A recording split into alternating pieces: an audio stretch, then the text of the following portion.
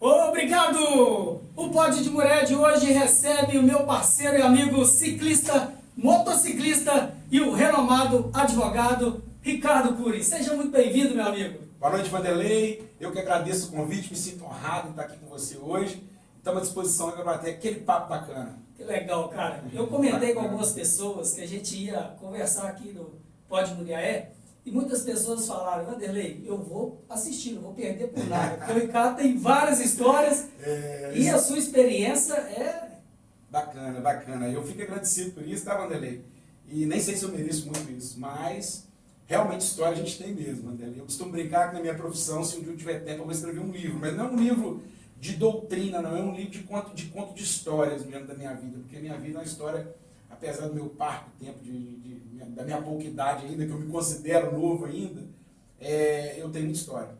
Tá? Ô Ricardo, você é aqui de Muriaé, né? Nasceu em Muriaé? Sim, nascido, criado. Uma família tradicional, né? Tradicional e um apaixonado por Muriaé. Eu digo que daqui eu nunca me mudo.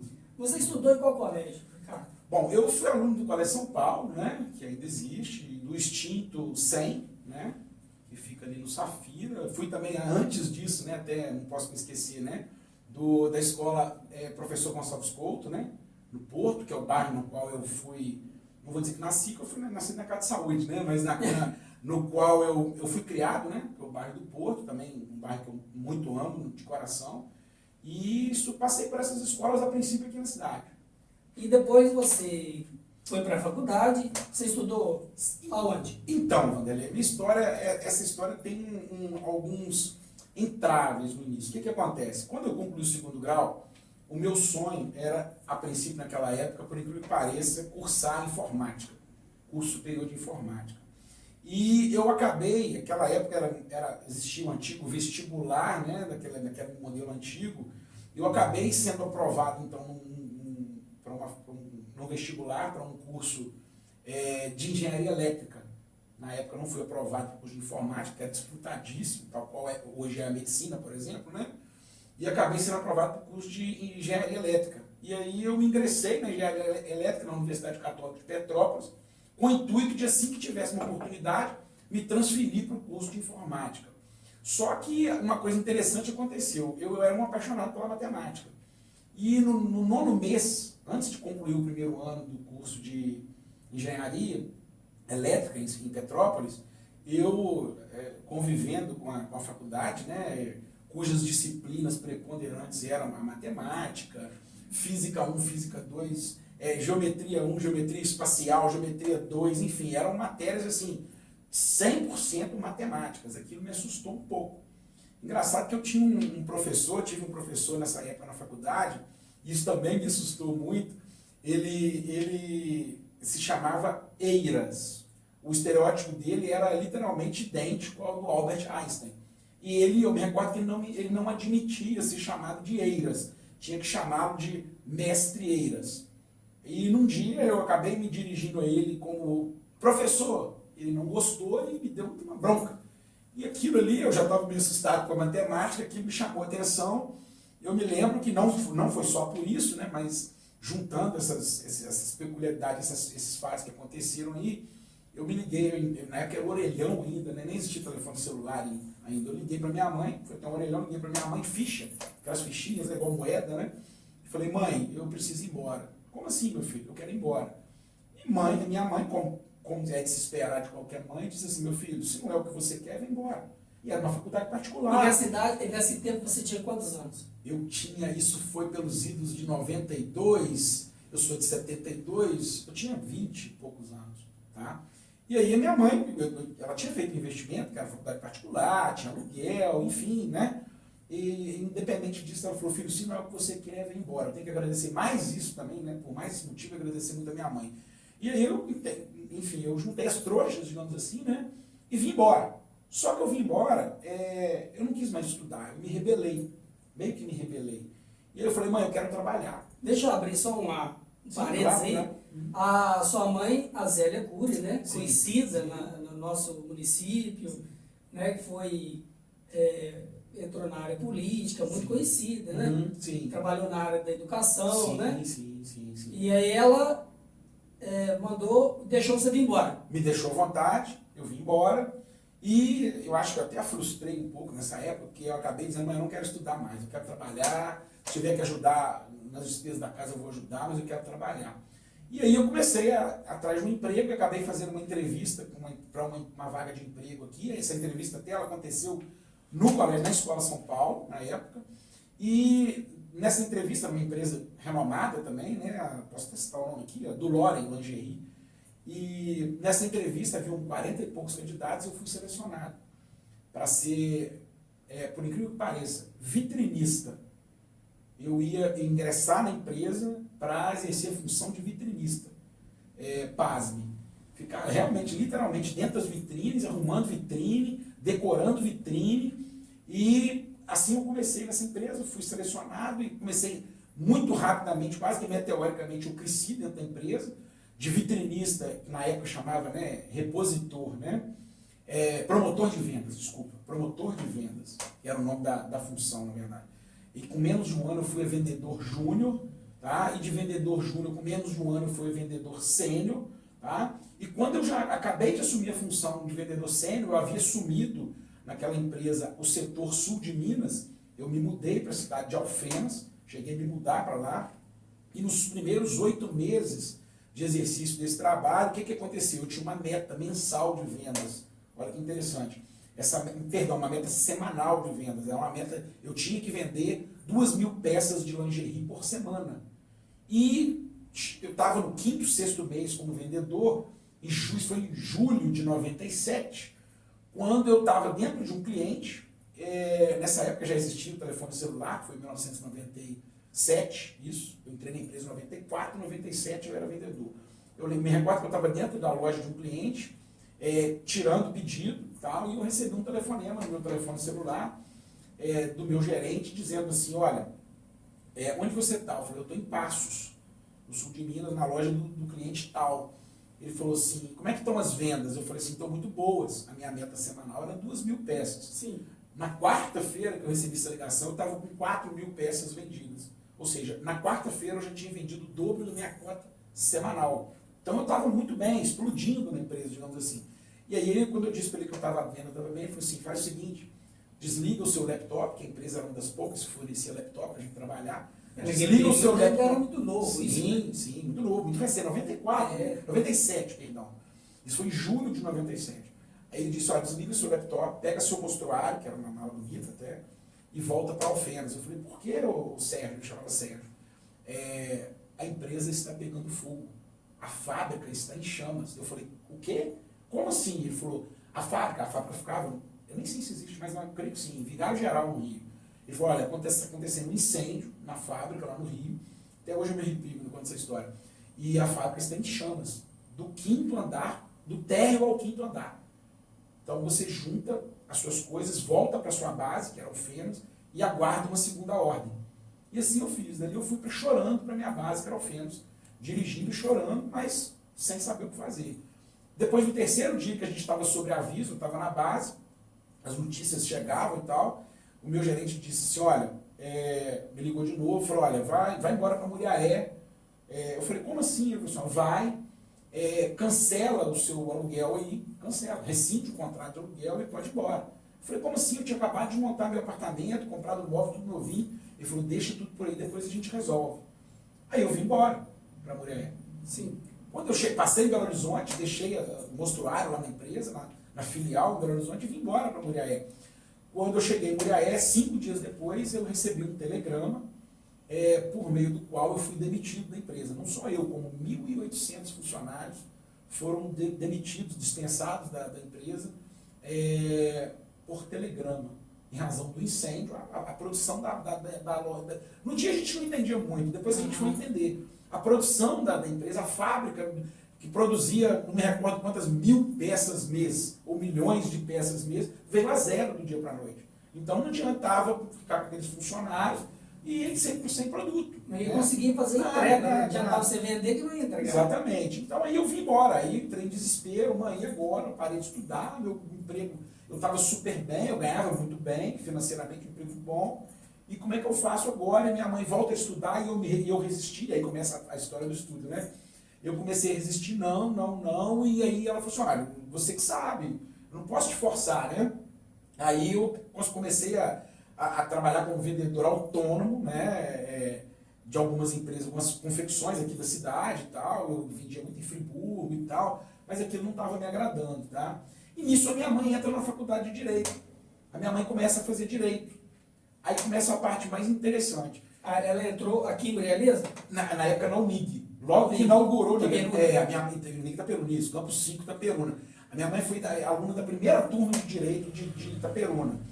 E eu morava com ela, e ela, eu ainda era solteiro, morava com ela, e ela todos os dias ia de van para Itaperuna. Então, na primeira pessoa da família para cursar o Direito foi sua mãe? Quem começou foi a minha mãe. Ah, tá. Quem começou foi a minha mãe. Minha mãe foi a primeira que inaugurou... Que abriu as portas. Abriu as portas do Direito para a família. Aí, o que acontece? Ela entrou, ela começou a fazer, e eu, apesar de viajar na redondeza aqui, eu quase que sempre, 2, 3 dias por semana, eu estava por aqui. Eu não viajava todos os dias. E eu presenciava aquilo. A minha mãe saía, 6 horas da tarde, todo dia, pegava a van, isso com 60 e poucos anos de idade, minha mãe. Saía, e aquela determinação, e a minha mãe já tinha 3 cursos superiores, pós-graduada, em letras, em sociologia, se não me engano. Ela já tinha uma carreira, já, né, e foi buscar a próxima carreira. Já. E aquilo começou, Vanderlei, a me despertar. Sim. E a minha mãe sempre me incentivou, meu filho, começa a fazer direito, hoje eu posso te ajudar, e quando eu puder te ajudar, aproveita, e tal. E aquilo, eu fiquei com aquilo, aí um belo dia eu cheguei para minha mãe e falei assim, mãe, ela chegou da faculdade, ela chegava 11h30 da noite. A van deixava lá na porta, ela chegou e eu estava assistindo televisão, falei, mãe, eu vou fazer direito, a senhora vai me ajudar? E aí você tinha quantos anos? Eu tinha, isso foi em 98, foi um ano depois de eu ter perdido meu emprego, tá? Sim. 98 eu tinha 26, 72, 82, 92, 26 anos mais ou menos. Estava um garotão, né? E aí eu falei assim, mãe, eu vou fazer direito. Aí ela falou assim, olha que bacana, ela ficou toda feliz. Aí eu falei assim, mas com uma condição. Aí ela falou, o quê, meu filho? Olha, eu vou advogar, mas nem toque no assunto de criminal comigo. Nada de advogar para bandido. Você já tinha você já tinha essa ideia? Determinado. Sim. Faço direito do trabalho, faço direito civil, qualquer coisa, mãe, mas nada de direito penal. Ela falou assim, graças a Deus. E a sua mãe pensando o que para ela? Hein? Para ela não falava, minha mãe sempre gostou muito do direito administrativo, porque como vereadora, ela legislava. Sim. E como advogada na área do direito administrativo, ela poderia atuar na área legislativa indiretamente, fiscalizando, atuando, questionando legalidade ou ilegalidade de leis, enfim, né? Aí ela falou assim, que bom que você vai advogar, e que bom que você não vai advogar na área criminal. Beleza, aí assim eu ingressei na faculdade. Minha mãe estudava de manhã, eu estudava à noite. Nesse meio tempo eu consegui outro emprego, numa distribuidora de bebidas aqui da região, e já como supervisor de vendas. Também é um emprego muito bom. E estudando, conciliando com o trabalho, era difícil, porque eu trabalhava até 5h30. O escritório dessa distribuidora era ali no Safira, na avenida, esqueci o nome, naquela principal Safira ali. E eu tinha que sair às 5h30 dali, e às 5:50 eu tinha que, 5:50 da tarde, às 17h50, era o horário que a van me pegava na porta da peixaria do Porto. Sim. Então eu tinha que sair do Safira correndo, às vezes dava para tomar um banho, fazer um lanche, às vezes não, e às 17h50 eu tinha que estar lá. E aí foi esse calvário aí, né, no bom sentido, durante até o sexto período, mais ou menos, tá, na faculdade.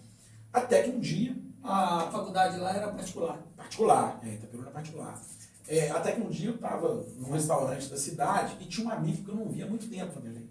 Um grande amigo, contemporâneo de escola de Colégio São Paulo, de 100, um grande amigo, que hoje é advogado, inclusive, e professor. Ele tinha muitos anos que eu não o via. Eu estava num restaurante, assim, como um passe de mágica, aquela pessoa que eu já não via há muito tempo, parou e me cumprimentou, Ricardo e tal, Anderson, tudo bem? e tal, e tudo bem, quanto tempo, e a gente tinha muito tempo que não se via mesmo, né? Aí ficou aquele cumprimento, cada um foi pro seu lado, aí eu perguntei para ele, e aí, o que você tá arrumando? Ele falou assim, eu tô advogando, ele falou, e você? Eu falei, eu tô no 6º período de direito, e tal, indo pro 7º período. Ele falou assim, que bacana. E aí fomos embora, cada um pro seu lado e tal, eu ainda morava com a minha mãe lá no Porto, e quando foi no dia seguinte, isso foi à noite, né, o encontro com ele, no dia seguinte, às 7h30 da manhã, eu recebo uma ligação no meu telefone lá de casa, no fixo, querendo falar comigo, e era esse amigo. Ele falou, Ricardo, a gente conversou ontem, o Anderson, doutor Anderson, né? Sim. Aí ele pensou, a gente conversou ontem e tal, e você disse que está no 6º período, indo para o 7º, você vai fazer estágio? Eu falei assim, eu pretendo, Anderson, por quê? Ele falou assim, olha, é porque eu estou trabalhando no escritório agora, como advogada, ela é muito, muito competente, ela veio de São Paulo agora, ela é daqui, mas se formou em São Paulo, e ela tem um escritório, né, no centro, e nós estamos começando a erguer o escritório agora e nós vamos precisar de um estagiário. E você tem interesse? Eu falei, claro. Mas é claro que eu tenho. Aquilo era o que mais queria naquela hora, né? Aí, por ironia do destino, ele falou, você pode começar quando? Eu falei, hoje. Ele falou, não, vem amanhã. Ele falou, vem amanhã. Porque já era 8 horas e tal. Ele falou, vem amanhã. No dia seguinte, você me deu o endereço, eu estava lá na porta do escritório, às 8 horas. E quando eu cheguei lá, lá estavam ele e essa advogada, que era dona do escritório, a doutora Maria do Carmo, e uma pessoa que eu muito respeito, que inclusive hoje é minha cliente.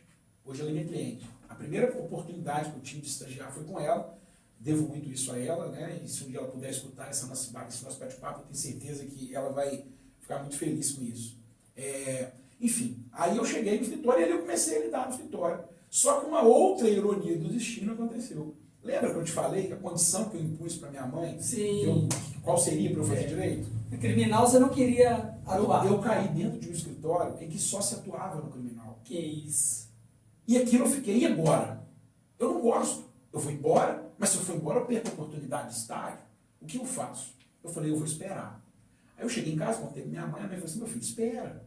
E tal, às vezes não é o que você quer, né? Mas quem sabe, né? E assim eu fiquei, 1 semana, 2 semanas, muito curioso e tal, os casos começavam a aparecer, né, casos pesados às vezes, né, eu gostava muito de fazer júri popular, né, uma ironia, né, hoje é uma das coisas que eu mais faço, né. E aí, quando deu 1 mês que eu estava no escritório, talvez nem isso, eu descobri que eu estava apaixonado pelo direito criminal. Olha que reviravolta que a minha vida teve em tão pouco tempo. E dali em diante, como 18, foi só alegria. Eu comecei a atuar como estagiário primeiro, que eu estava no 7º período, me inscrevi na OAB, fiz a inscrição como estagiário na OAB, e ali começaram a aparecer os casos. Até que um dia, ela chegou no escritório, né, a gente já tinha uma clientela, e disse, Ricardo e Anderson, olha, eu quero parar de advogar, já estava com a idade de ser. Mas aí você já tinha terminado a faculdade, já tinha feito a OAB? Logo que eu terminei. Você já passou na OAB? Isso aconteceu logo que eu terminei a faculdade, eu estava esperando o resultado da prova da OAB. Foi mais ou menos assim, tá? E quando ela deu essa notícia. Você fez a AB antes de terminar a faculdade? Fiz antes, você podia fazer. Você terminou, até hoje pode fazer um pouco mais. Fazer, né? Pode. 8º período, 9º período, se não me engano, já pode fazer a prova. Você não pode se inscrever enquanto você não colar grau, né? Sim. Mas fez a prova, passou, assim que você colar grau, você pode se inscrever. Aí você já tinha OAB? Já estava prestes a receber meu OAB, que eu tinha acabado de ser aprovado, inclusive. Aí ela te chamou para conversar? Aí ela chamou para conversar e deu a notícia que ela fecharia o escritório. E fecharia o escritório e tal, aí eu fiquei desesperado. E o meu amigo o Anderson também estava bem desanimado, queria lecionar e tal. Aí eu falei, Anderson, aí meio que cada um foi pro seu lado e eu estava desesperado. Eu cheguei em casa chorando, mãe, olha o que aconteceu isso. E eu estava muito feliz no escritório.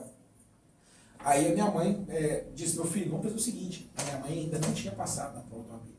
O primeiro exame da OAB eu passei e minha mãe não passou, porque ela fez a prova do direito administrativo e era muito difícil a prova.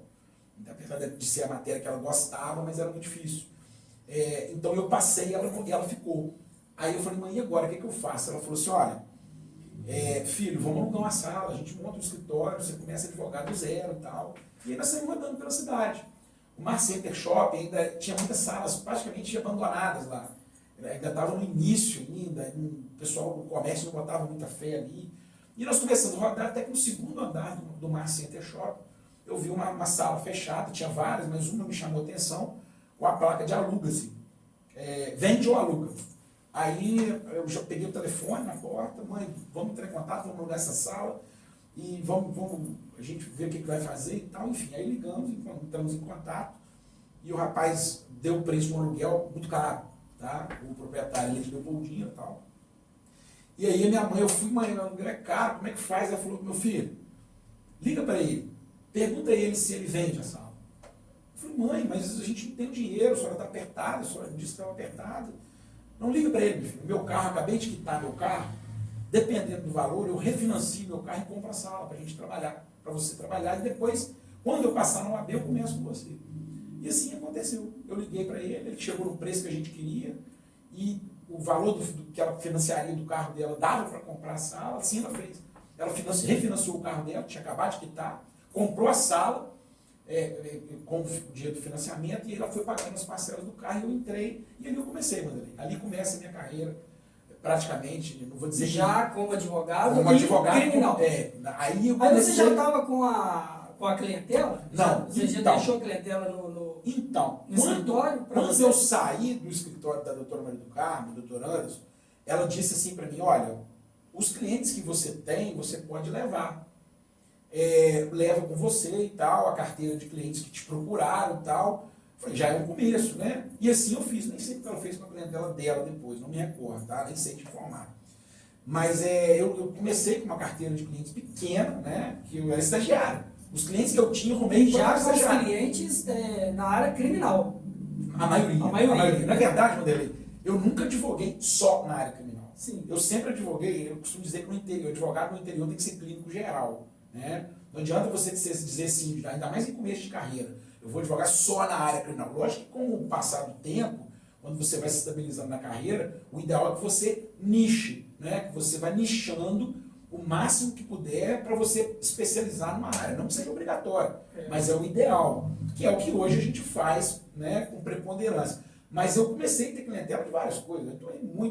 Eu não vou dizer o nome aqui do comércio, mas eu tinha pelo menos uns 4 clientes do comércio aqui, lojas, estabelecimentos comerciais, Wanderlei, que no início confiaram no meu trabalho, talvez pelo nome que eu tinha, minha mãe respeita, que minha mãe sempre teve aqui.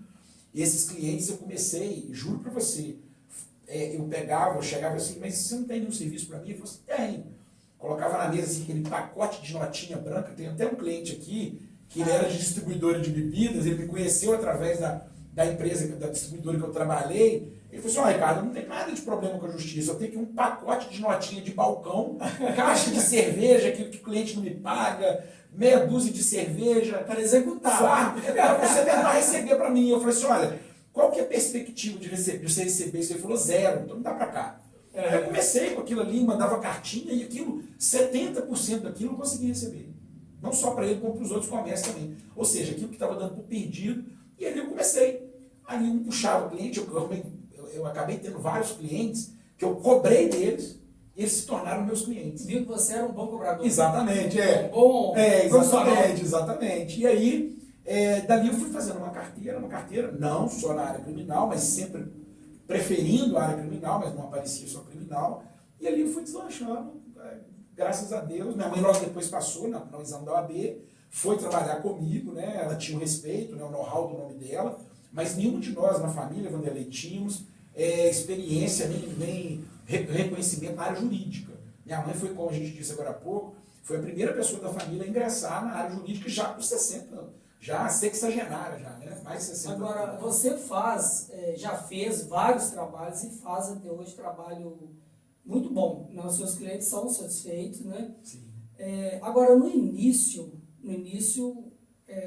o sobrenome Cury, que a sua mãe tinha, né, e tem, um nome muito prezado, né? Ele te ajudou muito, né? Porque você já era ali do bairro Porto, né? Uma família conhecida, né? Sim. E isso vem até hoje, né? Quando fala assim, Cury, o cara dá uma tremida nas pernas. E aí você montou o escritório, e aí até um dia desse a gente estava numa resenha lá, né? Do Atro lá, e um dia você estava comentando sobre que você ficou trabalhando sozinho, né? Sim. E durante um tempo você pegou tanto cliente, uma cartela de cliente tão grande, que aí você cansou de trabalhar sozinho, né? Na verdade, Vanderlei, eu tinha uma carteira muito boa de cliente, muito boa mesmo. Assim, isso que eu estou te falando foi em 2015, 16. Eu tinha chegado num ponto, Vanderlei, que eu falei assim, olha, eu vou pirar. Se eu continuar no pique que eu tô, eu sempre tive muita disposição. Você virava à noite estudando. Eu falei, olha, eu vou pirar. Eu cheguei ao ponto, Vanderlei, pra você ter uma ideia, não sei se eu comentei isso com você naquele nosso bate-papo anterior, eu cheguei ao ponto de, às vezes, às 3 horas da manhã, eu me mudei para o centro, logo depois que eu casei, me mudei para o centro da cidade, e eu levava muito serviço para casa. Então eu fiz uma reforma no meu apartamento para me mudar, e ali eu transformei um quartinho de empregada num mini escritório, que era para onde eu estudar e trabalhar em casa. E aquilo ali foi muito ruim para mim, entre aspas. Porque aquilo ali me fazia criar coragem para sair do escritório às 19 horas, colocar 2, 3 processos debaixo do braço e levar para lá, que na época era processo físico, ainda papel, hoje não, né? Hoje é tudo eletrônico. Aquilo me fazia, me viabilizava eu levar trabalho para casa. E por várias vezes, eu lembro que esse escritóriozinho ele tinha uma porta de correr, a porta de acesso dele era uma porta de correr. Por várias vezes, assim, durante a madrugada, a minha menina, hoje a mais velha, a Isabela, ou a minha esposa, a Alessandra, às vezes abriam essa porta assim, uma gretinha, enfiavam a cabeça assim, e aí, você não vai dormir? Nossa, eu perdi a hora ali trabalhando. Já os olhos ardendo, mas eu não percebia de tanto trabalhar. E isso estava virando uma rotina, assim, e aquilo estava me desgastando, né? E aí, quando foi em 2016, né, eu falei, olha, não dá. Se eu continuar assim, eu vou deixar minha família e, né, não dá, eu vou morrer, entendeu? Eu vou pirar. Aí eu resolvi, eu me lembrei, né, hoje meu sócio, doutor Apolônio, né, me lembrei do Apolônio e falei, olha, o Apolônio, eu, inclusive, que o incentivei a entrar para a advocacia, porque o sonho dele era ser delegado de polícia, né? O dia você até me falou, ele foi estudar para delegado. Isso, ele chegou aí para Belo Horizonte, ele fez estágio comigo, com a minha mãe, a pedido do cunhado dele, o Ângelo, que é um grande amigo de infância meu, e eu levei ele para o escritório para fazer estágio, no começo do meu escritório, com a minha mãe, e dali, logo depois, ele acabou indo para Belo Horizonte para fazer cursinho, para prestar concurso para delegado de polícia. E lá ele ficou um ano. Quando deu um ano, parece que ele quis voltar. E eu conversando com a mãe dele e tal, eu falei, dona Ana, fala com ele, se ele quiser abrir um escritório aqui, às vezes um cliente que eu tiver que eu não posso pegar, não dou conta, eu passo para ele. E assim ele fez. Você teve um olho clínico, que é o Apolônio, cara, é um cara liso. Ele é bacana. O Apolônio tá vendo agora. O Apolônio é um cara fácil de conversar com ele. Bacana demais. Eu adoro ele, eu sou das antigas. Eu vou até fazer um elogio depois da minha sociedade com ele daqui a pouquinho. Só eu vou chegar onde você acabou de falar. Mas, para não agradecer tanto ele, o Ricardo tem uma história para contar para ele. Do cochilo dele, como é que foi? Ele não vai gostar dessa história, ele não vai. Isso aconteceu, Vanderlei, assim, num belo dia a gente estava no escritório, eu, minha mãe e ele, tinha uma sala com 3 computadores e ele ficava sentado no computador, só que ele estava começando, ele não sabia peticionar, então ele ficava muito observando, né, a rotina do escritório, enfim.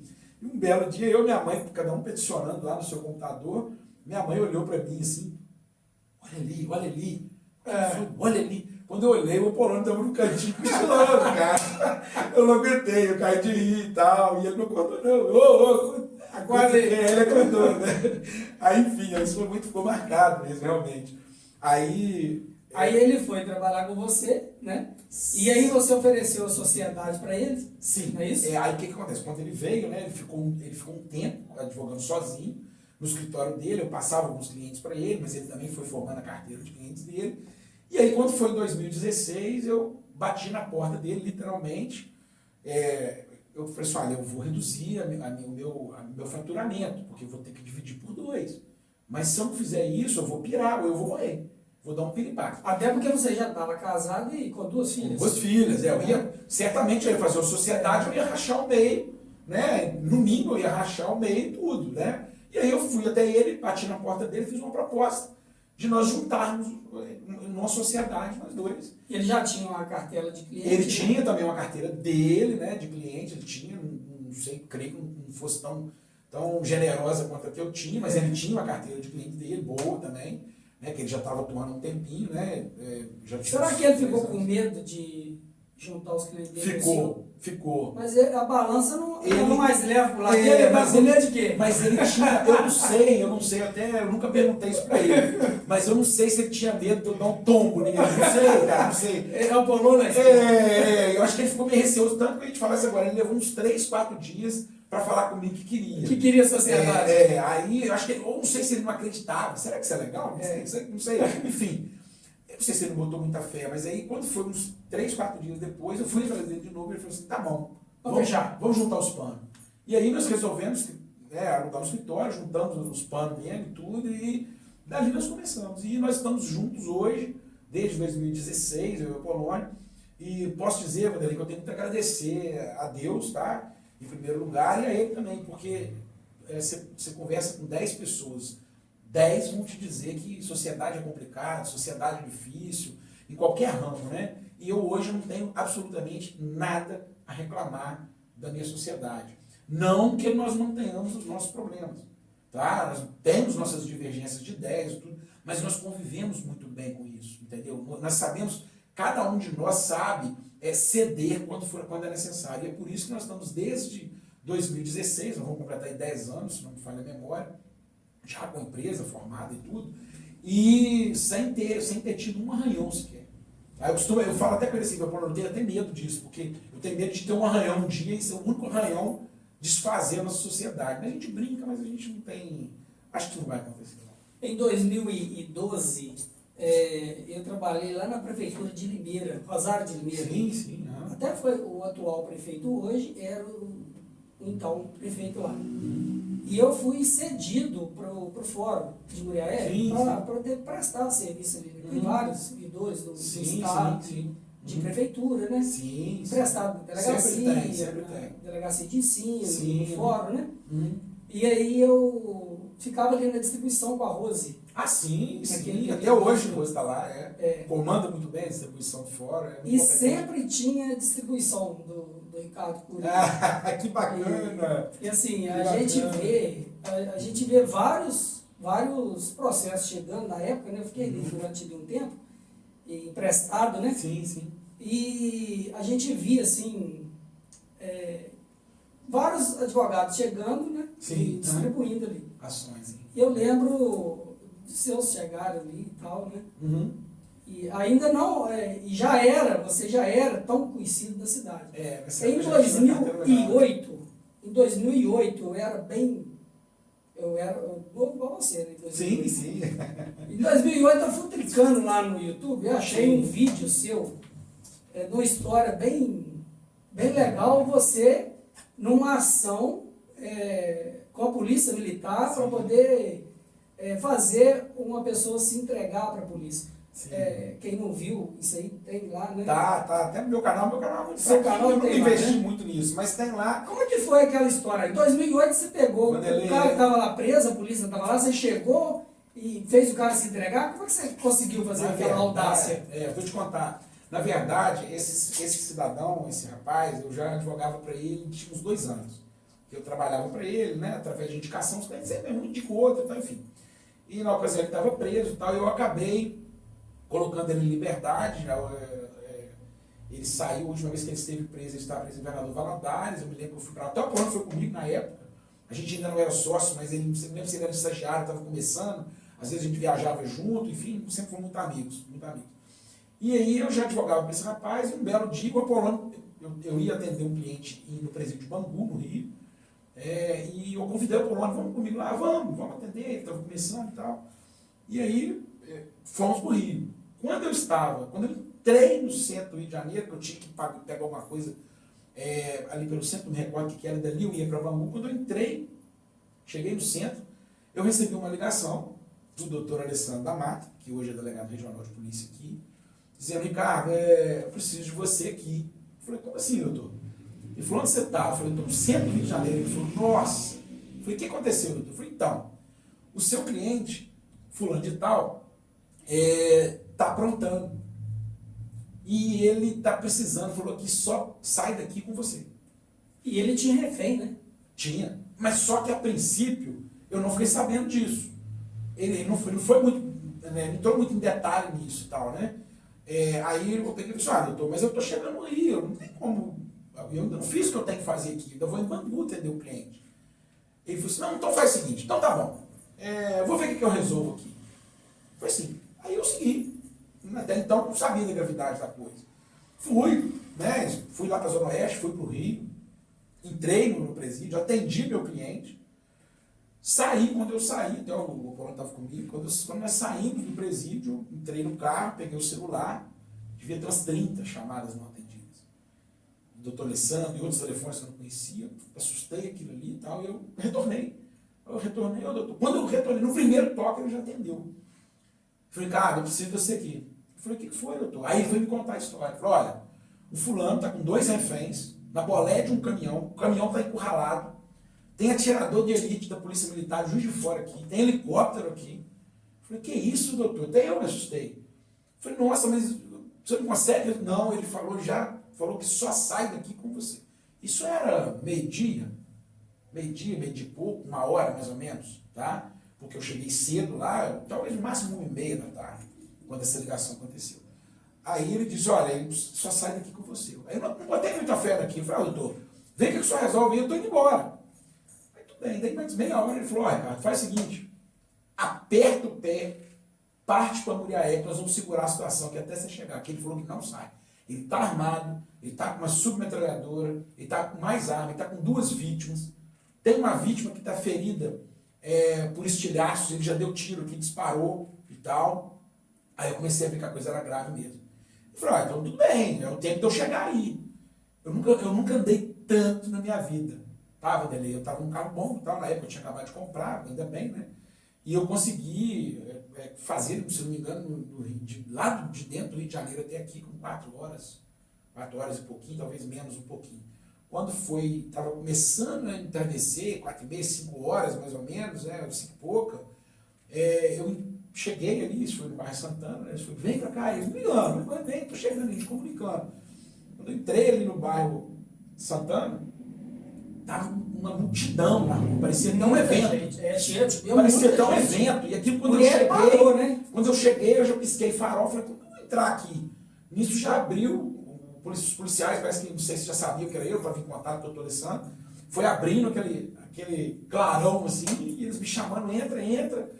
E eu assustado com aquilo, aí de repente eu fui conseguir acessar a rua, de carro até a rua, a esquina da rua onde estava tudo acontecendo. E aí eu desci, quando eu desci já vieram os policiais para mim, olha, o senhor vai ter que ir lá, ele está lá na boleta do caminhão, eu avistei o caminhão de longe, uma certa distância de 50 metros mais ou menos, é ali que ele está e tal. Aí eu falei, não, deixa eu falar com essa, não, o senhor tem que pôr um colete à prova de balas, porque é o procedimento. Eu falei, não precisa disso. Eu falei com o policial, não precisa disso. Ele me conhece e tal, eu sei que ele confia em mim e tal, eu nem botei maldade, eles não, é procedimento policial, e me fizeram vestir aquele colete, eu falei, tudo bem, e tal, eu perguntei, cadê a esposa dele, porque ele era muito ligado à esposa, que era a Irene, no caso. Aí, ele falou, a esposa está na escola, né, e tal, está segura, e tal, enfim. Eu falei, não, deixa eu falar então. Eu coloquei aquele colete, fui andando pela calçada, um policial me acompanhando de longe. Quando eu cheguei em frente ao caminhão, né, eu já gritei, Luciano, poxa, eu preciso aqui não, né, pô? Aí eu ouvi ele gritar, parece que até no vídeo aparece, vou até para ouvir, falando assim, o senhor não. Ou seja, qualquer outra pessoa, se não tiver de colete, tá correndo risco, mas o senhor não. Eu falei, então, cara, aí eu fui tranquilizando ele, falei, pode ficar tranquilo e tal, a gente vai resolver a sua situação na delegacia, ninguém vai te pôr a mão e tal, eu te garanto. Eu tinha conversado com o policial, olha, vocês me garantem que não vai ter nenhum tipo de covardia, de excesso? Não, doutor, pode ficar tranquilo, o negócio é liberar as vítimas e ele vai para a delegacia. Eu falei, tudo bem. Aí assim eu consegui, fui apaziguando a situação e ele costumava dizer assim, doutor, eu só confio em Deus e no Senhor. Ele falava muito isso comigo. Aí eu fui conversando com ele, ele acabou cedendo, liberou uma vítima, parece que uma já tinha sido liberada, eram 2. No trajeto do Rio para cá, parece que nesse meio tempo ele precisava de água, ele estava com muita sede, e trocou uma das vítimas por água. Então, quando eu cheguei, já tinha uma vítima só, entendeu? Aí nós conseguimos ali apaziguar a situação, daí eu fui com ele para a delegacia e foi os trâmites, né? Não, foi os trâmites normais. Você acha que esse episódio, por ser em Muriaé, né? Todo mundo ficou esperando, o advogado está vindo do Rio e tal. Esse episódio pra cá já deu uma virada de chave na sua carreira? Eu vou dizer que virou, mas alavancou bem minha Claro, carreira, né? eu te confesso, Vanderlei, porque, pra você ter uma ideia, até hoje as pessoas comentam comigo, você é aquele do vídeo e tal, até às vezes um cliente indica o outro, o senhor que era advogado do fulano? Sim.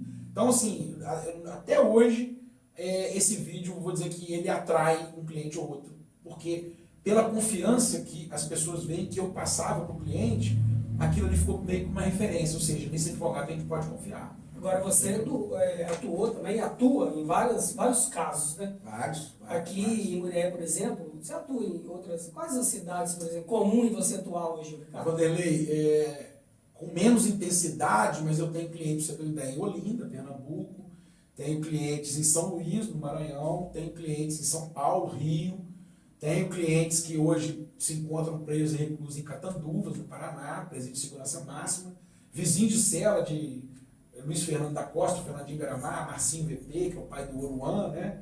Vizinho de cela, inclusive, lá. Enfim, eu tenho clientes espalhados por bastante cidades, no Espírito Santo, tá? Bastante cidades, estados aí da região, tá? Tem alguns casos emblemáticos que eu trabalhei, né? Que a gente ainda trabalha, mas tem bastante clientes espalhados aí. Quais são os casos mais assim, que você vê que tem maior repercussão? Tem alguns casos, tá, Vanderlei? Eu costumo dizer que dá para escrever um livro, mas eu vou te contar alguns aqui que, inclusive, me chamaram a atenção.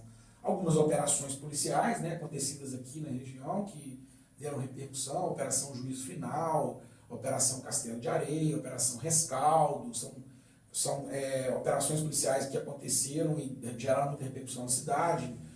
Nessas três e outras mais, né, cujos nomes eu posso não me recordar aqui, eu já trabalhei, mas alguns casos também até a mim me chamaram a atenção. Eu posso te contar, por exemplo, um aqui na cidade, que deu muita repercussão, foi aquele homicídio que aconteceu, o homicídio da Rua Itagiba, né?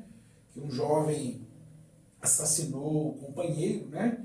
E nesse assassinato, não satisfeito em assassinar, ele praticou com o cadáver rituais de macabros, né? Não sei se eu posso falar aqui, mas aquilo motivou a cidade motivou, toda, ele uma pegou, repercussão enorme, pintou as né? paredes com as mãos sujas de sangue da vítima, abriu a vítima, colocou lá o tênis da vítima, né, no lugar das vísceras, pendurou as vísceras no espelho. Foi uma coisa realmente chocante, tá? Ricardo, você começa a atuar num caso, aí depois você vê que a coisa é mais profunda, um caso mais complicado, ou já de primeira mão você já sente até aí? O cliente ele acaba te escondendo alguma coisa no curso do processo? Eu costumo dizer para o cliente o seguinte, olha, se você mentir para o seu advogado, você está mentindo para você mesmo. O prejuízo é seu. Quem vai sofrer prejuízo é você mesmo. Tem cliente que mente, tem cliente que omite, tem cliente que Mas mente. pela sua experiência hoje, você já sabe que está omitindo alguma coisa. Então, aí tem que entrar o poder de persuasão do advogado, Vanderlei, para primeiro passar confiança para o cliente a ponto de ele falar a verdade. Se você não passar confiança para ele não vai te falar a verdade. Tá? Ele não vai confiar em você. Tá? Então, assim, e segundo, você tem que ir conversando de modo que você... o advogado não é psicólogo necessariamente, pode até ter alguns que são, né? Mas necessariamente não é. O advogado não é psicólogo, mas a gente também é bobo. A gente conversando, a gente consegue identificar se ali tem uma mentirinha e aí você vai contornando até te contar a verdade. Por que tem casos, tem casos que demoram tanto para ser resolvido? Por exemplo, eu estava vendo na rede social agora, teve um caso ocorrido aqui em Muriaé, que aumentou a pena do réu. Sim, né? sim. Uhum. Por que isso demora tanto? O Ministério Público recorre, demora a fazer tanta justiça dessa forma? Porque os parentes ficam né, sim. esperando resolver Uma definitivamente solução, o caso, né? Sim, sim. Então, Vanderlei, isso aí é uma questão muito polêmica, né? Morosidade de justiça é uma questão que é muito, muito debatida hoje no país inteiro. Mas isso aí significa o seguinte, existem trâmites. O trâmite processual é um trâmite, legalmente, ele em regra, não é tão demorado assim. Só que existem coisas que acontecem, peculiaridades de cada caso. Por exemplo, um processo que envolve réu preso, o réu respondendo ao processo preso, ele é tido como urgente. Então, ele tramita muito mais rápido. Esse caso que você disse, por exemplo, acabou de citar aí, que eu sei qual mas não vou citar o nome, esse caso, por exemplo, é um caso que o réu se encontra respondendo preso desde o início. E, muito embora você pense que isso aí demorou, eu vou te dizer que não demorou. Se você for comparar, por exemplo, eu vou te trazer aqui fresquinho uma informação. Ontem eu fiz um júri no Espírito Santo, participei de um júri de um caso que aconteceu 10 anos atrás. Há 10 anos atrás aconteceu um caso que foi julgado ontem. E o réu foi absolvido. Eu acompanhei esse caso seu lá na sua rede social, né? Sim. Falando até lá no seu story, Sim, né? sim.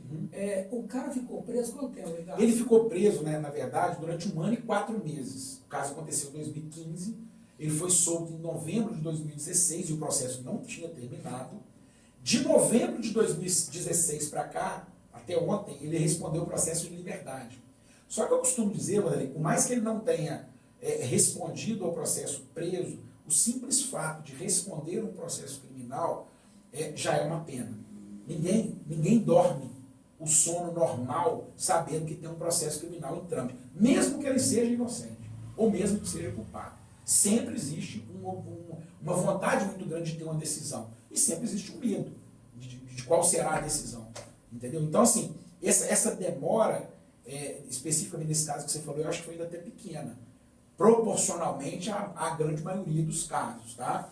Igual eu estou te falando, os casos que envolvem réus presos, eles têm urgência.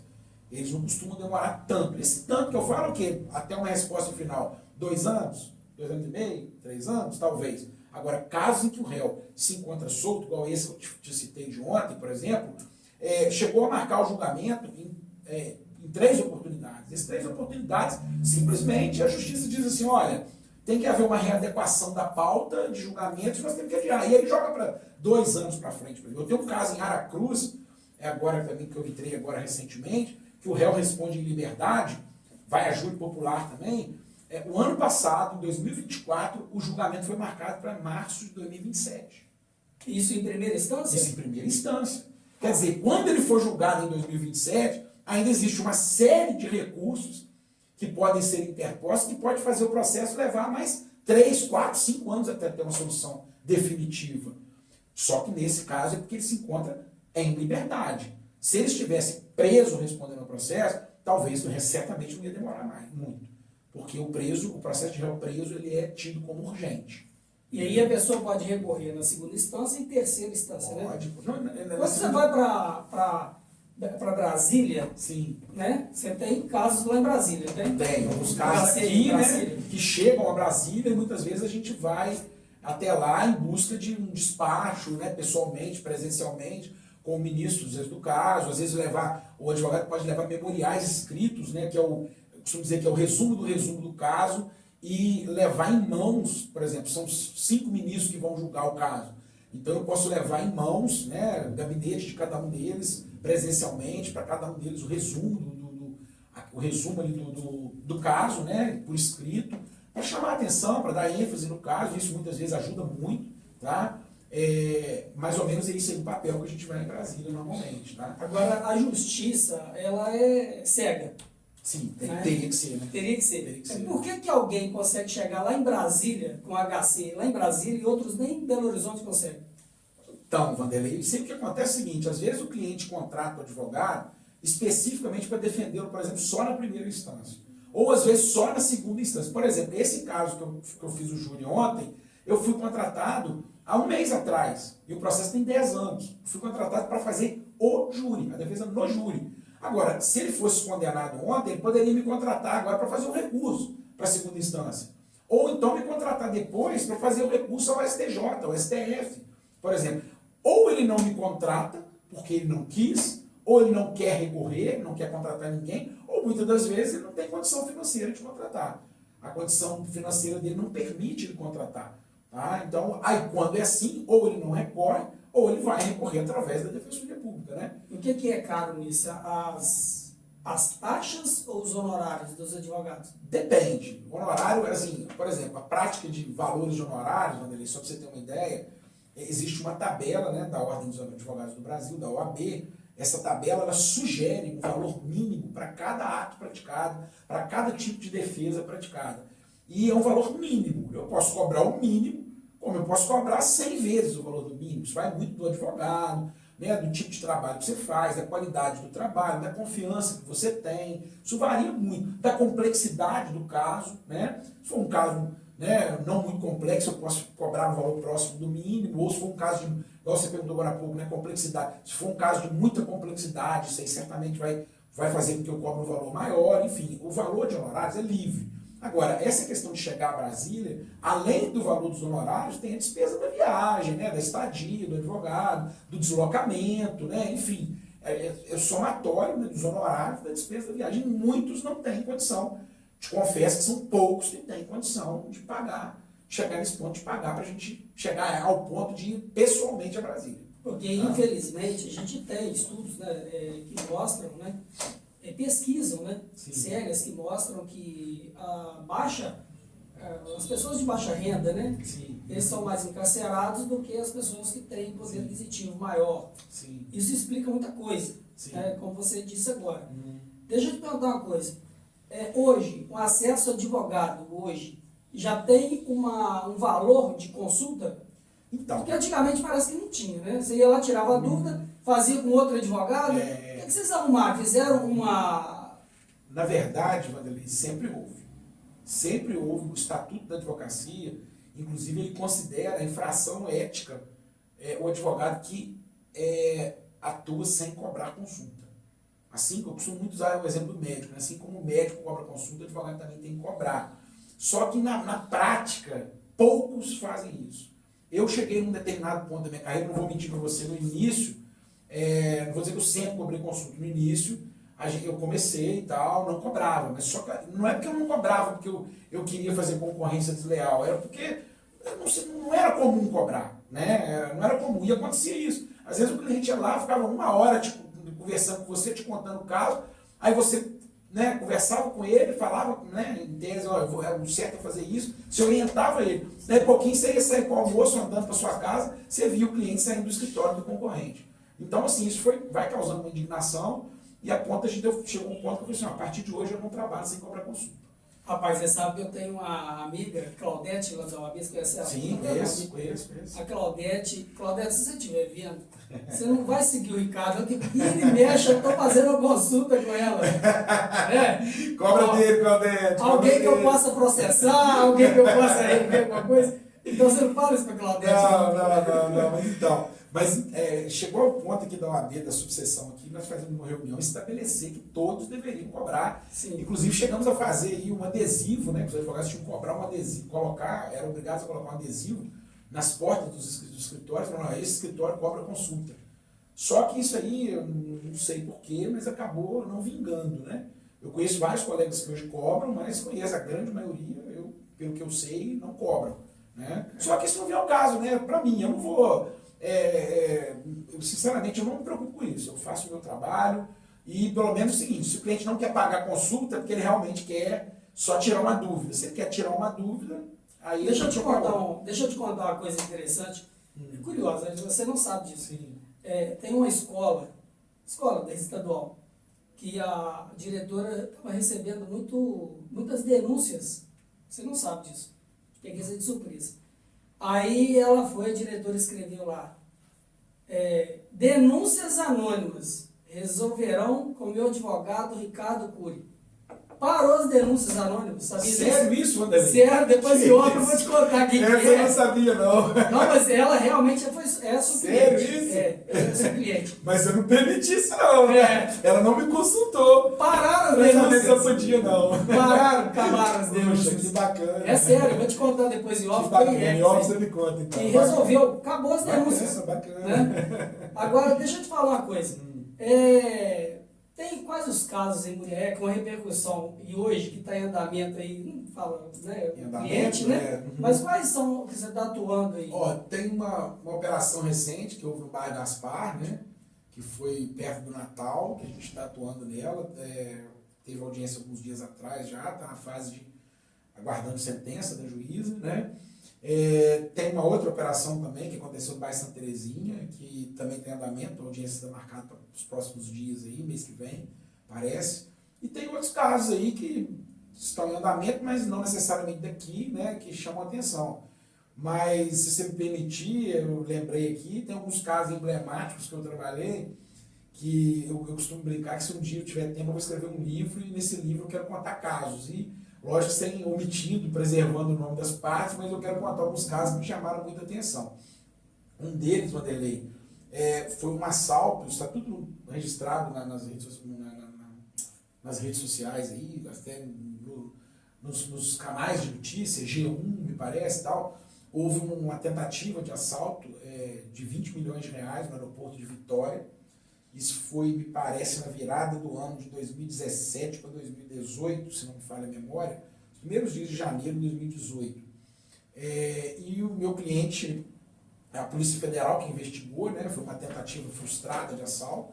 Nessa tentativa de assalto, os supostos roubadores, né, teriam sequestrado a família de do supervisor da empresa de valores, que ia haver um transbordo de valores de 20 milhões de reais, né, um avião ia descer no aeroporto de Vitória, vindo do Rio de Janeiro, com 20 milhões de reais, e esses 20 milhões de reais seriam recolhidos no aeroporto de Vitória por 3 carros fortes. E o supervisor dessa empresa de valores, dos carros fortes, teria sido ele, junto com a esposa e a filha de 4 anos, sequestrados na véspera do transbordo do dinheiro, né, no aeroporto, e teriam sido mantidos em um cárcere, né, e os roubadores teriam dito, olha, o supervisor, olha, você fica tranquilo, sua família vai ficar bem, mas você é o termômetro da vida deles. Se você fizer o que a gente quiser, você assim conta o processo, tá? Conta o processo. Se você fizer o que a gente precisa, eles vão sair bem, tudo bem, tranquilo. Aí, o que o senhor precisa? Ele falou, olha, a gente precisa que você atrase a chegada dos carros fortes. Porque a hora que o avião descer, se os carros fortes não tivessem chegado, ia dar tempo deles pegarem o dinheiro e roubarem. Só que, para isso, eles plotaram uma caminhonete, né, uma picape, que era roubada, eles plotaram ela com adesivação, está no Google, no G1, tá? No site, no Google, só para buscar que está lá. Uma caminhonete, eles plotaram com adesivação da Infraero, parece, toda de amarelo, com aquela adesivação nas portas e tal, e usaram essa caminhonete para entrar no aeroporto. Só que quando eles foram entrar, eles fizeram uma coisa muito perfeita, tudo muito perfeito, só que menos uma coisa. Todo crime às vezes tem um furo, né? E eles esqueceram de levar um alicate, aqueles alicates grandes, para cortar um cadeado do portão de acesso, lá daqueles portões que circulam o aeroporto. Sim. Que são muito bem fechados, e tudo são fechados com correntes e tal. E eles precisavam de um alicate que cortasse aquelas correntes lá para entrar. Só que na hora que eles foram entrar, cadê o alicate? Não tinha alicate. Aí eles tiveram que usar a caminhonete, batendo no portão para arrebentar a corrente, e assim fizeram. Só que aquilo deu barulho, chamou muita atenção, deu poeira, eles tiveram que empurrar a porta do portão, subiu poeira, e quando eles entraram no perímetro interno, na área interna do aeroporto, parece que aqueles fiscais de pista viram aquilo, acharam estranho e bateram um rádio lá para a direção, tem um carro estranho aqui, entrou aqui, subiu poeira e tal, e isso chamou a atenção do aeroporto. O que eles fizeram? Eles resolveram abortar a missão e voltaram, eles perceberam que estava tendo movimentação, que podia chegar a polícia, e voltaram e abandonaram esse carro lá de fora. Esse carro fugiu com outro carro e ninguém viu. Aí a Polícia Federal chegou logo em seguida e tal, constataram que era uma tentativa de assalto e tal. E por que isso aconteceu? Eles acabaram não seguindo ali dentro para até o avião, porque houve uma falha. Sim. A falha não foi do supervisor, ele retardou a chegada dos carros fortes, só que o voo atrasou. O avião que era para ter saído do Rio de Janeiro numa determinada hora, acabou atrasando 20, 30 minutos. Então, quer dizer, mesmo com o atraso dos carros fortes, os carros fortes já estavam chegando quando eles abortaram a missão. Eles viram os carros fortes chegando, opa, deu errado, e voltaram e abandonaram essa caminhonete. Dentro da caminhonete, a Polícia Federal chegou, a perícia, dentro da caminhonete eles coletaram, naquele bolsão que tem atrás do banco do motorista, um envelope pardo. E munições de arma e tal, e toucas ninja, alguns acessórios lá dos roubadores, né? E nesse envelope especificamente, eles levaram a perícia papiloscópica, né, de digital, e constataram a impressão digital, julgaram no computador, apareceu a foto do meu cliente. O sistema, quando você joga digital, aparece a foto do lado de quem é. Nisso, Até então, ninguém preso, pediram a prisão do meu cliente, que já estava preso em Bangu por um outro assalto a banco. Tá? Lá, acontecido lá no Rio de Janeiro. Aí, o meu cliente, logo depois, pediu à família, fizeram contato comigo, e eu comecei a trabalhar nesse processo. E, resumidamente, o processo tramitou em Vitória, na Justiça Federal de Vitória. Resumidamente, a nossa tese foi acolhida e ele foi absolvido. Por quê? O que nós sustentamos? Poxa, mas você vai me perguntar, né? Mas tinha um envelope dentro do carro, com a digital dele. Tem que ter sido ele. Pode não ter descoberto os outros, né? Mas tem que ter sido ele, né? Enfim, nós sustentamos simples. A impressão digital estava no envelope. Ela não estava no carro, não estava no volante, na maçaneta, no painel, na lataria. A impressão digital estava no envelope.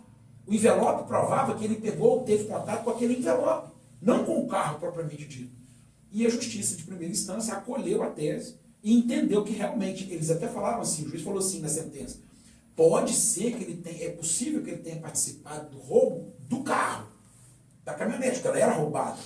Mas não necessariamente aquela impressão digital é prova de que ele participou da tentativa de assalto. E essa tentativa, eu lembro que a manchete divulgou assim, preso um dos autores da tentativa de assalto ao aeroporto de Vitória, cujas penas podem somar mais de 60 anos de prisão. Aí depois ele foi absolvido, o Ministério Público Federal recorreu à segunda instância, a absolvição foi confirmada na segunda instância, tá? E depois a equipe do G1 me ligou para eu dar uma entrevista, até eu não quis muito, até para não expor o cliente, tudo, mas eu falei assim, olha, eu não vou dar não, mas eu gostaria muito que vocês agora divulgassem o desfecho desse processo, porque vocês divulgaram que foi preso um dos autores do roubo, e ele foi inocentado. Aí eu me lembro que o repórter do G1 falou assim, nossa, mas isso aconteceu? Eu falei, aconteceu. Eu falei, tá vendo? Olha como é que vocês são. Vocês divulgam, depois vocês precipitam a divulgação, porque na verdade eles fazem de propósito, porque é o que vende, né? O que vende é a notícia que causa impacto, né? Mas aí depois eles divulgaram, né? Justiça absolve, suposto autor, tal, enfim. Aí isso consta até hoje, tá? Se der um Google lá, vai ver. Aí você não me perguntou ainda, também não deu oportunidade, e o supervisor e a família? O que aconteceu com eles? Obviamente, não foi culpa deles, né? Os sequestradores liberaram, logo na mesma hora, né? Liberaram intactos, né? Tanto o supervisor quanto a esposa e a filha, né? A perícia foi até o cativeiro, descobriu o cativeiro, logo depois foi até lá, e o negócio foi tão bem pensado, quase que coisa de filme. O negócio foi tão bem pensado que eles foram fazer perícia na casa, de digital, para ver se descobriam, só que eles não conseguiram, sabe por quê? Os criminosos, quando eles saíram da casa, eles espalharam cal pela casa inteira, o que impossibilita a coleta de digitais. Que isso? Eles são tão profissionais, apesar do furo de ter esquecido o alicate, eles, em tese, eles seriam profissionais. Até hoje, meu cliente se diz inocente. Ele sustenta para mim que ele não participou daquilo ali. Mas, até, né, como diz o outro, até provar que fosse de porco minha tomada, ele respondeu e, graças a Deus, dos 60 anos de pena que era a perspectiva dele tomar, ele tomou 0. Tem acesso bom lá em Brasília? A gente tem bom trânsito, Vanderlei. Bom trânsito, eu costumo dizer que eu sou muito respeitado onde eu chego, né? A gente recebe elogios e tudo, mas tem bom trânsito. Isso é importante no direito, é saber chegar nas pessoas, porque o advogado, o ministro, o desembargador, o juiz, eles são obrigados a atender o advogado, a receber o advogado pessoalmente, inclusive. Só que não é só receber, né? Você tem que saber chegar, né? Saber chegar com educação, com respeito, né? O advogado que escreve bem, ele já é bem recebido, porque antes de você ir conversar com o desembargador, ele quer saber o que é, sobre o quê. Aí ele lê o que você escreveu antes, e quando você entra para ser recebido por ele, ele já sabe qual é o assunto. Então você tem que ter bons argumentos para conversar ali, ser objetivo, ele não está ali. Você não vai gastar o tempo dele, precioso tempo de um ministro que julga, por exemplo, o recurso do Brasil inteiro, você não vai ali para conversar coisa pessoal com ele, você vai ali para ser objetivo sobre o que você quer. Né? Então, assim, tem que saber chegar, o que falar, né? Enfim, e esse tipo de trânsito a gente tem, graças a Deus, eu não posso reclamar. Não. Ricardo, hoje aqui em Muriaé você faz julgamento público, como é que se fala? Júri popular. Júri popular. Faço aqui, trabalho em vários casos aqui. No júri popular, você já teve várias surpresas assim, do réu tá ali. Você pensa que tá perdido e daqui a pouco os jurados absolvem? Ou você tem uma surpresa contrária? Vanderlei, É comum isso aí? não só é comum, como eu vou citar agora, já que você tocou no assunto, o caso de ontem, que eu trabalhei. Eu te confesso que era um caso complicado. Era um processo, costumo dizer da advocacia, é um processo ruim. O que é um processo ruim? Que a prova para o meu cliente é péssima. Ou seja, a probabilidade do meu cliente ir a júri popular e de lá sair condenado, só que com um detalhe, tá, Vanderlei? Hoje o júri popular, por uma decisão recente de abril desse ano, agora me parece, do Supremo Tribunal Federal, se o réu estiver respondendo ao processo igual esse de ontem, desde 2016 ele está na liberdade, se ele for a júri popular e lá ele for condenado, dali ele sai algemado direto para a cadeia. Antes não, antes ele podia recorrer em liberdade, a ficar mais 1 ano, 2 anos, 3 anos esperando os recursos. Depois sim, se for confirmado, aí ele ia cumprir a pena. Hoje não, hoje esse cliente de ontem, ele foi desde 2016 solto. E ele sabia disso, ele foi sabendo disso. Ele estava em liberdade, poderia estava sair. Em liberdade, se ele preso tivesse também. sido condenado, ele dali ele ia direto para o presídio de Churim, Vila Velha. Certo, sei, certo. E eu te confesso, aí, respondendo a sua pergunta, que eu me desloquei daqui esperando que isso fosse acontecer. Tanto que eu orientei ele, olha, se você quiser, você tem o direito de não ir. Você pode ficar daí, eu faço o julgamento sem você. Tá? Porque se você for condenado, você vai direto para a cadeia. Ele falou, não, eu quero ir. Eu não aguento mais esperar isso. Se eu tiver aqui preso, eu vou preso.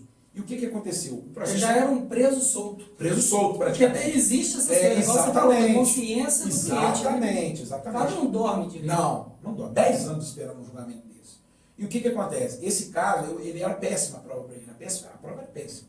Ou seja, foi ele confessou na primeira instância, na delegacia, ele confessou em juízo, na primeira audiência que teve, e restava o julgamento pelo júri. Ele era confesso, inclusive. Só que o que acontece? Ele é um pai de família, ele nunca teve uma passagem criminal, nem antes daquele fato, nem depois. Hoje ele tem uma família constituída com 2 filhos, um de 2, um de 6 anos. Ele é trabalhador braçal de roça, sempre foi com as mãos calejadas. Esse tempo que passou, 10 anos sem ser julgado, é um tempo que favoreceu muito isso. A vítima, que é uma tentativa de homicídio crime, a vítima dos tiros que ele efetuou, foi ouvida ontem no julgamento e disse assim, olha, eu não tenho mágoa nenhuma, ressentimento nenhum do fulano de tal, por mim hoje aqui, nós saímos daqui, ele vai viver a vida dele, eu vou viver a minha. Foi uma situação que aconteceu por causa de ex-mulher, hoje cada um tem a sua mulher para lá e tal, enfim. Esse conjunto de coisas fez com que, e isso foi assim, uma decisão minha, porque eu fui para lá achando que ia sair de lá condenado, pensando em diminuir pena. Quando isso tudo aconteceu ali, eu juntando assim, isso tem que ser decisão assim, de minutos que você toma, foi o que aconteceu. Eu fui sustentar a defesa, o que eu fiz? Existe a possibilidade legal, Vanderlei, no júri, dos jurados, apesar de ser culpado o réu, absolverem o réu por clemência. E eu sustentei ontem em plenário que, por clemência, os jurados deveriam absolvê-lo, por esse conjunto de coisas que eu estou te dizendo aqui. Por exemplo, ele é pai de 2 crianças, um de 6, um de 2, a mulher cuida da casa e ele trabalha na roça e ganha um salário mínimo e meio.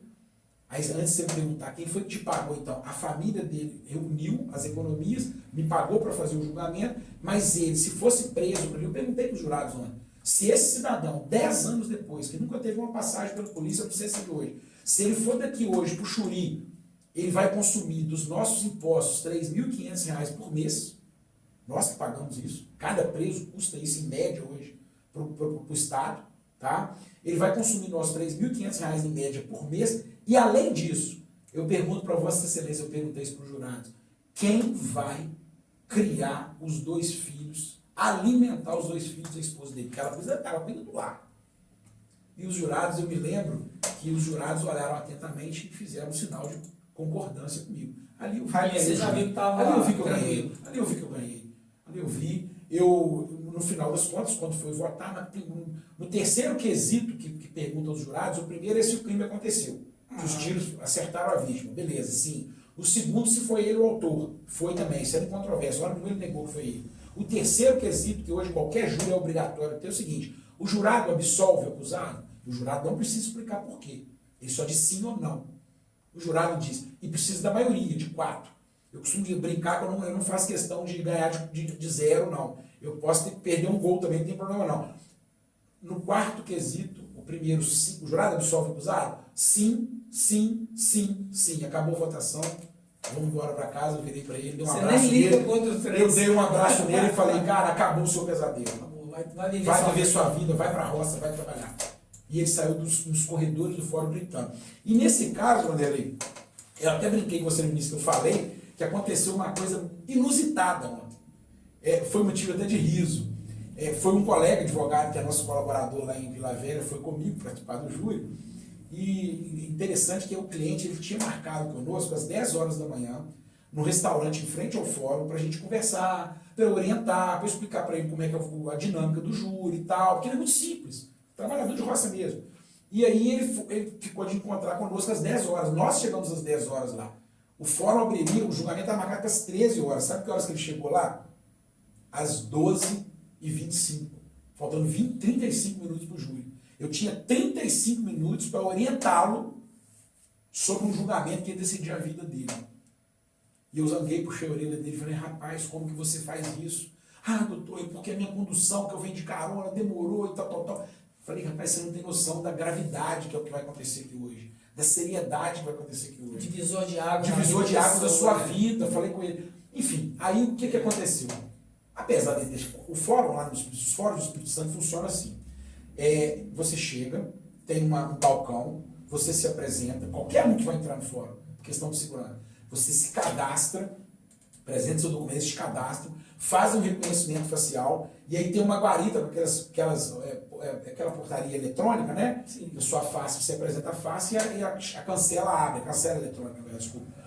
A cancela abre e você entra. E aí eu já tinha meu cadastro, já não é a primeira vez que eu vou lá, eu cheguei, já fui direto na cancela, já passei, e ele ficou numa fila. Olha só, faltava... Tipo, cadastrar ele. Para cadastrar ainda na fila, e já estava em cima da hora do júri, do julgamento. E ele na fila, 4 pessoas na frente. Quando ele terminou de fazer o cadastro, eu esperando, vamos logo. Ele fez o cadastro. Quando ele fez o cadastro, eu vi que ele não entrou, falei, vamos, Adriano, vamos embora. Aí ele falou assim, doutor, eu não posso. Ela falou que eu tenho que esperar. Eu falei, esperar o quê? Aí eu fui até a policial e falei assim, por que ele tem que esperar? Ah, não, todo mundo entrando. Qualquer um chegasse cadastrando entrava. Ele não. Ele não podia entrar. Eu falei, mas por quê? Ela falou assim, porque tem que avisar lá em cima, lá no júri, para autorizar, eles têm que autorizar para ele entrar. Eu falei, como assim? Ele é o réu, tem que autorizar ele entrar, como assim? Ela ficou sem graça. Eu falei assim, nisso já chegou a autorização.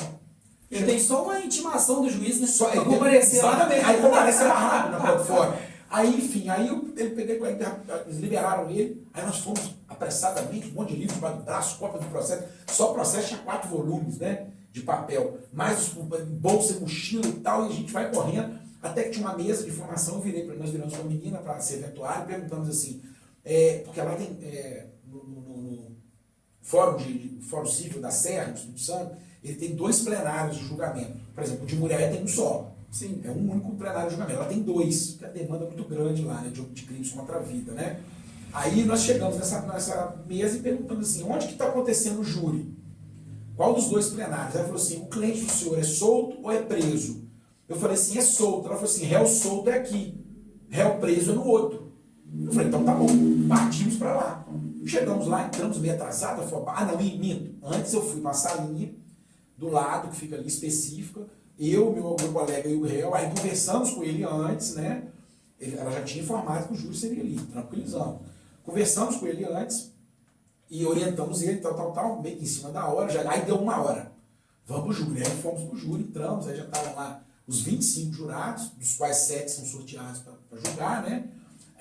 Juízo, promotor, os serventuários, todo o ritual todo pronto. Só nos esperando. Nós chegamos, sentamos na mesa, já coloquei mochila, desfiz a mochila, peguei o notebook, abri, cópia do processo, os livros em cima da mesa. Beleza, vamos começar o julgamento. Aí pouquinho o juiz leu, porque o juiz anuncia, né? Será julgado hoje o processo tal, cujo réu é fulano de tal. Quando eu olhei, eu falei assim, não, excelência, o senhor está errado, o nome dele não é esse não, o nome dele é Adriano, tal. Não, doutor, o nome do processo aqui é esse aqui. Eu falei, não, o senhor pegou o processo errado. Ele, não, o senhor que errou o tribunal. Nossa. Eu falei, meu Deus, eu errei, como assim? Ele falou, não, doutor, o seu júri é no outro tribunal. Eu falei, não, mas me disseram que era aqui réu solto. Aí o juiz, o promotor, que todo mundo caiu riso, os jurados, todo mundo.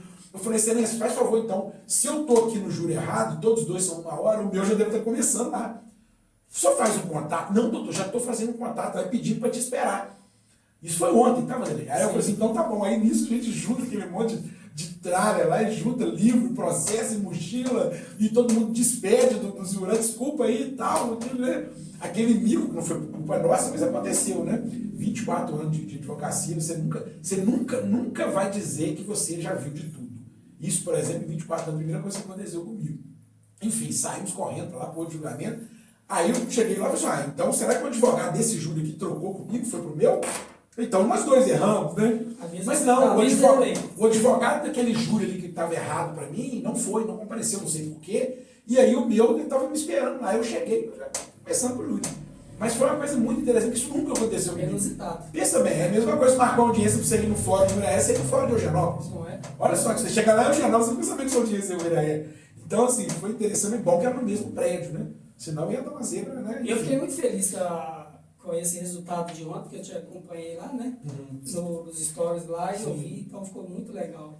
O resultado foi um resultado, assim, que eu te confesso, como eu te disse, não esperava, mas foi um resultado justo, porque pela pessoa que ele é, ainda bem que no tribunal do júri, isso no juízo singular, quando você é julgado por um juiz togado, que é o juízo singular, que é o julga, por exemplo, de roubo, de furto, de tráfico de drogas, enfim, os crimes que não são dolosos contra a vida, os dolosos contra a vida vão para o júri popular. Os não dolosos contra a vida são julgados pelo juiz togado. No juiz togado, não existe isso não. Não tem possibilidade de absolvição por clemência. Isso é uma particularidade do tribunal do júri. E se não fosse isso ontem, ele teria saído de lá direto para o júri. E a esposa dele e os filhos de 2 e 6 anos hoje, eu não sei como eles viveriam. Talvez com a ajuda da família. Mas eu não sei, de favor de ajuda de família, não sei como eles sobreviveriam. Mas enfim, foi uma decisão justa. Ô Ricardo, eu queria conversar muito com você sobre moto, sobre bicicleta, que foi a bicicleta que me deu você como meu amigo. Sim. A moto também, a gente já encontrou tantas vezes. Pelas roças fora aí, fazendo pedal. Dia desse eu encontrei com você lá em Leopoldina, né? Sim. Então, assim, eu agradeço muito a sua participação. Eu queria conversar com você, mas eu vou deixar para outra ocasião, que a gente vai conversar a respeito de moto e da bike. Vamos guardar assunto para os outros encontros. Eu queria te agradecer, quero te agradecer imensamente por você ter atendido o meu pedido, estar aqui. Um cara respeitado, um profissional excelente na nossa cidade de Muriaé. E você é um filho da terra, né? Sim. Que todo mundo fala tão bem da sua capacidade de profissional. E eu vejo como um integrante disso aí, porque eu sou de Muriaé, então eu fico tão feliz de você representar a cidade tão em outros lugares, né? Tão distante daqui. Você tem escritório, onde você falou? Hoje nós temos um escritório aqui, né, o escritório base aqui em Muriaé, e temos hoje uma unidade 2, que é em Vila Velha, do Espírito Santo. Nós estamos com o aniversário de 1 ano aí, na unidade 2 lá, e pretendemos, se Deus quiser, empreender bem lá também e crescer lá também. Como é que faz para entrar em contato com o Ricardo Cury? Então, o telefone de contato do escritório é o 32 3721 2008, né? Através desse telefone vai ter contato conosco e dali em diante chega até mim. Pode ficar tranquilo que nesse primeiro contato chega até mim. Tem uma equipe lá que trabalha com você? Tem uma equipe. Hoje o Coure Santos aqui de Muriaé é composto por 2 colaboradores e mais 2 estagiários e mais eu, doutor Hernani, 4 advogados, colaboradores, associados, colaboradores, e em Vila Velha nós temos uma colaboradora e um advogado associado. Tem fila de estagiário lá querendo estagiar lá? Tem bastante currículo lá, a gente gostaria de dar oportunidade para todos, mas a gente faz isso na medida do possível, mediante uma seleção que não é tão rigorosa, mas é uma seleção bem criteriosa, tá? E a gente está muito satisfeito com a nossa equipe. Eu queria, Wanderlei, aproveitar também, pegar o gancho aqui, para te agradecer também pelo convite, tá? É um prazer, uma honra estar aqui, bater esse papo com você. Fico feliz pelo reconhecimento que a gente tem profissionalmente aqui na região, não só na cidade, mas na região. A gente fica, o que mais nos deixa feliz, inclusive, é o fato de que a gente pode apesar das críticas, do preconceito que o advogado criminal vivencia, eu tenho na minha consciência que eu mudei a vida de muita gente, tá? Mudei a vida de muita gente. O que eu pude fazer, o que eu posso fazer para mudar. Não para inocentar pessoas culpadas, mas para que justiça seja feita, ainda que a pessoa seja culpada, para que ela receba uma pena justa, nos limites da lei, de acordo com o que determina a lei. E essa é a função do advogado criminalista. Aquele estigma de que o advogado criminalista defende bandido, isso não pode existir. Isso para mim mudou muito a partir do 7º período que eu comecei a fazer estágio. Como eu te disse, mudou muito, tá, a minha vida. E isso não existe, isso é um preconceito, que isso acontece.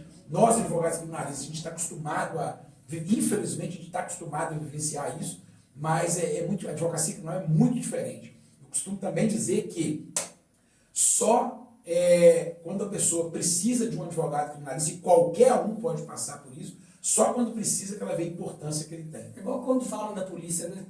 Exatamente. É só dar uma briga com o vizinho que liga para a polícia. Exatamente, é mais ou menos isso aí. Exatamente. E todas as pessoas vão precisar do advogado em algum momento da vida. Eu costumo brincar, também, Vanderleiro, a gente fala muita brincadeira, mas com tom de verdade, tá? Eu sempre digo, inclusive no jurado eu falei isso, olha, ninguém quer ultrapassar o limite da lei. Ninguém quer transgredir a lei, ou seja, praticar um crime.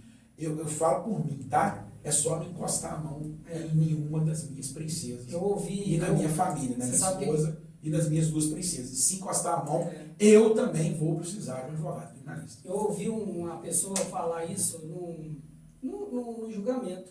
Uma vez falou assim, todas as pessoas podem ter certeza que não vai roubar. Sim. Eu não vou roubar, não vou furtar, agora matar. O único crime que ninguém pode dizer que nunca vai cometer é matar alguém, que é homicídio. Porque se mexer com alguém que você...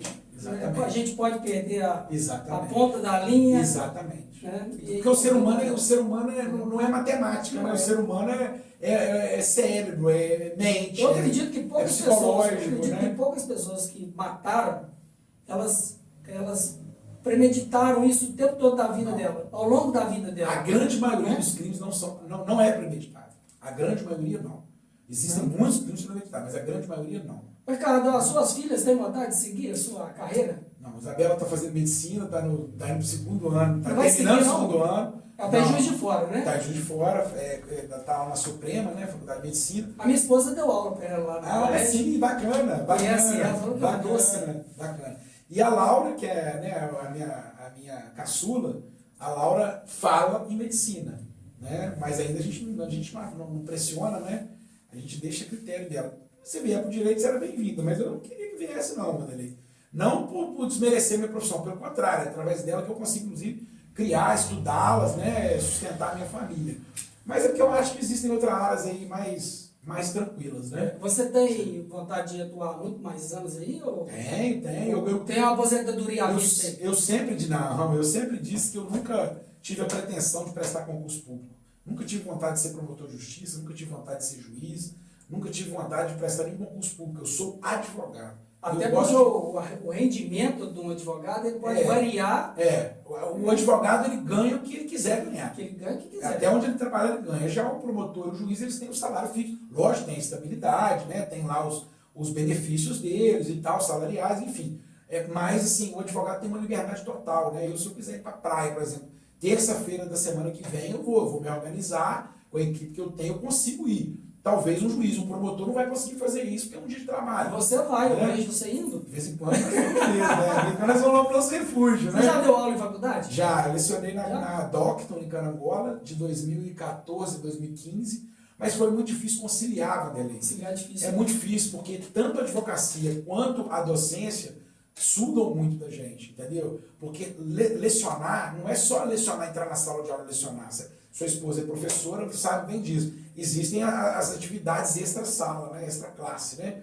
Que é preparação de provas, correção de provas, elaboração de trabalhos, enfim, isso tudo suga muito. E eu estava chegando a um ponto também que eu não estava dando conta. Então eu acabei optando por deixar a docência e continuar me dedicando exclusivamente à advocacia. Melhor estudar o processo. É melhor estudar o processo. Eu gosto mais. Eu me apaixono. Ricardo, eu quero te agradecer novamente. Muito obrigado, meu amigo. Eu te agradeço. Conte sempre comigo. Marca aí, ó, e desde já você está convidado para aquela viagem bacana, Serra do Rio do é. Rasque, nós de moto. Eu já vou fui lá chamar uma meu vez. diretor, o Márcio. Pode chamar o Márcio, o diretor, para nos acompanhar, que vai ser um prazer. Tá bom? Tá convidado, é só combinar o dia e a hora. Muito obrigado, meu irmão. Grande abraço, Vanderlei, tudo de bom. Gente, muito obrigado pela presença de vocês. Valeu demais. Tchau.